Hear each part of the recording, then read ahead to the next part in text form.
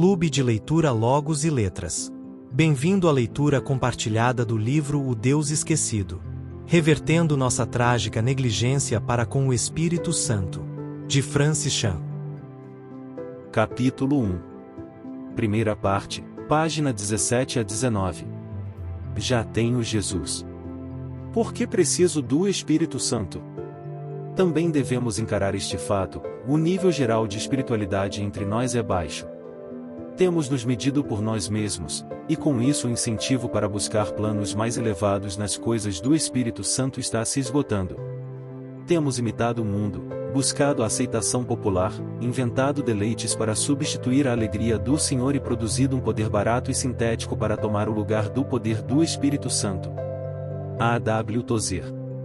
Estou convencido de que a Igreja necessita desesperadamente abrir espaço para o Espírito Santo de Deus agir com liberdade. Acho que podemos concordar em que existe um problema em nossas igrejas, alguma coisa não está certa. Mas não acredito que conseguiremos chegar a um acordo a respeito do que está errado. A maioria das pessoas não associa o que está faltando ou o que está errado com uma necessidade específica do Espírito Santo. Há algum tempo, essa incapacidade que demonstramos em fazer um autoexame, especialmente no que tange a área do Espírito Santo, realmente mexeu comigo. 2 membros das Testemunhas de Jeová bateram à porta de minha casa e começaram a conversar. Eu tinha um bocado de coisas a fazer, por isso me preparei para dispensá-los. Mas, conforme eles começaram com aquele papo de sempre, decidi parar por alguns minutos e discutir com os 2 visitantes. Com gentileza, disse-lhes que considerava seus ensinamentos sobre Jesus ofensivos porque eles defendiam a ideia de que o Filho de Deus e o Arcanjo Miguel são a mesma pessoa. Expliquei-lhes aquilo em que acredito. Jesus é muito mais que um anjo entre tantos outros, ele é o próprio Deus. Os visitantes argumentaram: não, Jesus Miguel é o único arcanjo. Não há outros arcanjos. Então, eu lhes pedi que abrissem suas Bíblias em Daniel 10:13, onde está escrito: e mais o príncipe do reino da Pérsia me resistiu durante 21 dias. Então Miguel, um dos príncipes supremos, veio em minha ajuda, pois eu fui impedido de continuar ali com os reis da Pérsia, grifo do autor. Mostrei que essa passagem é clara, e Miguel é apenas um dos príncipes supremos, ou arcanjos. Isso os pegou de surpresa.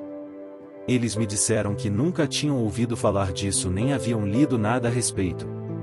Agora que eu tinha a atenção dos 2, disse: não há como vocês me olharem nos olhos e dizer, com toda a sinceridade, que um dia pararam, buscaram Deus, leram a Bíblia e chegaram sozinhos à conclusão de que Jesus é a mesma pessoa que o Arcanjo Miguel. Ninguém poderia concluir isso por conta própria.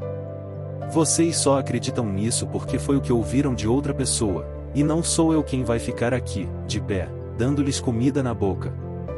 Com isso, eu os desafiei a ler a Bíblia por si mesmos, em vez de simplesmente aceitar tudo que os outros diziam.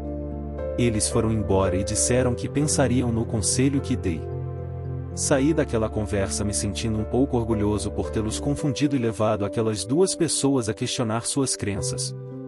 No entanto, não conseguia deixar de pensar se eu tinha sido justo com eles. Será que eu mesmo já havia parado para ler a Bíblia em busca dessa verdade tão evidente? Ou será que eu mesmo havia assimilado, de modo passivo, o que ouvira de outras pessoas, assim como aqueles visitantes que bateram à minha porta? Foi então que comecei a ler as Escrituras como jamais lera antes. Pedi ao Espírito Santo que as tornasse vivas e ativas para mim, embora já as conhecesse havia muitos anos. Pedi a Deus que penetrasse nas noções equivocadas e mal elaboradas que eu havia reunido ao longo da vida. Hebreus 4:12. Trata-se de um ótimo exercício para as pessoas que passaram muitos anos imersas na cultura da igreja. É claro que essa postura envolve alguns perigos, considerando que a Bíblia deve ser interpretada dentro do contexto e da responsabilidade de uma comunidade de fiéis.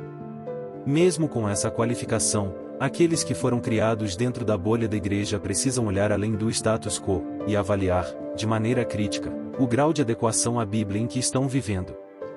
A maioria das pessoas supõe que as coisas nas quais acredita estão certas. É claro que fazemos isso, é por essa razão que cremos no que cremos, mas nunca se preocupou em pesquisar para confirmar a veracidade dessas coisas. Alguém simplesmente nos falou, é assim mesmo, e jamais questionamos. O problema é que muitas das coisas em que acreditamos são, com frequência, baseadas mais em acomodação ou na tradição cultural do que na Bíblia. Acredito que temos tanto dever de reexaminar nossa fé quanto as testemunhas de Jeová que bateram à minha porta. Lembre-se, os bereanos foram elevados à categoria de bons exemplos porque questionaram as coisas que lhes haviam sido ensinadas. Eles procuravam se certificar de que até mesmo os ensinamentos dos apóstolos estivessem de acordo com o que estava escrito. Os bereanos eram mais nobres do que os tessalonicenses, pois receberam a mensagem com grande interesse, examinando todos os dias as Escrituras, para ver se tudo era assim mesmo. Atos 17:11.